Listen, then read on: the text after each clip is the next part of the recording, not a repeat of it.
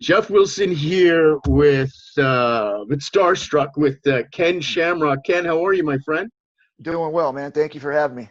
Man, thanks for being on the show. I know we've been trying to do this for probably the better part of a year, and I know you're a busy guy and with Valor and all that other stuff. But I wanted to go all the way back and talk about walkout music when you were fighting and in the beginning there. Talk to me a little bit about your walkout song.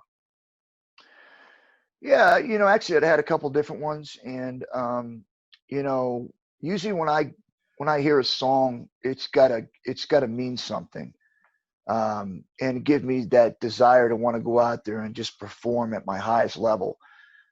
So for me, it wasn't ever about just throwing on a song. It had to mean something, and so that was part of my routine, was making sure that.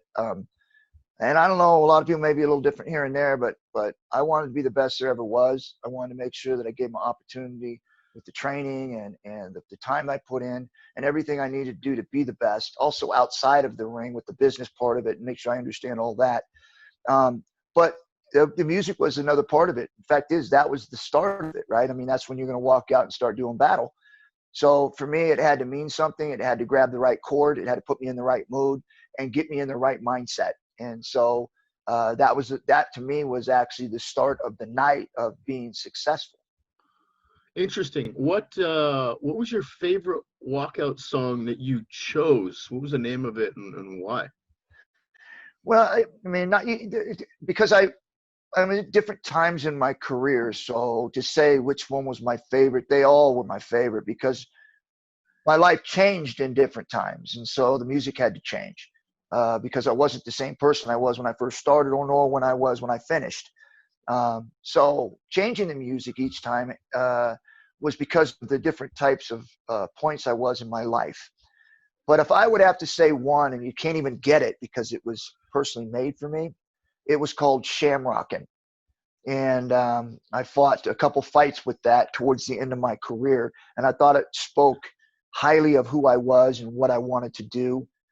And where I was going really at the time at the end of my career. Very cool. It was made for you. When you heard that song, Shamrock, how did it make you feel? It made me feel like, because of where I was at, because of some of the negativity that would be thrown my way because I was too old and this and that, it just made me feel like people don't understand that it's not about winning. I mean, it is obviously in the beginning, and it's about creating success for yourself so you can do other things. But it's really about who you are as a person.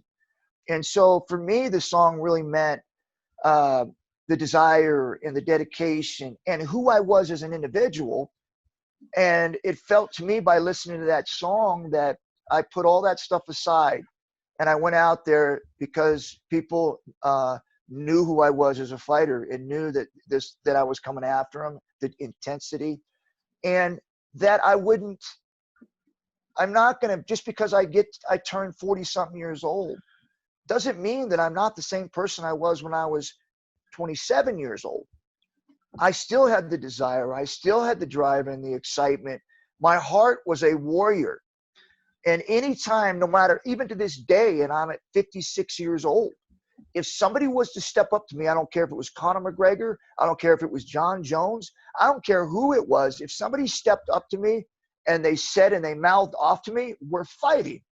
We're going to fight because that's me. I'm never going to change. I'll be in a wheelchair and I will get up to try to fight somebody if they insult me or my family, because that's who I am. So when these people say you should just run off into the sunset, you've done it all, you got nothing left to prove, I beg to differ. It's not about proving anything. It's never been about proving anything. It's been about me and me as an individual and who I am as a person. Man, I absolutely love that description. It speaks volumes to who you are. And I think the most dangerous Ken Shamrock is the one who's, although he still has that intensity and drive, he's much more talented and skilled than he ever has been because he's learned a lot. So that's amazing to me, man. I appreciate you taking the time and explaining that to me, or just sharing it.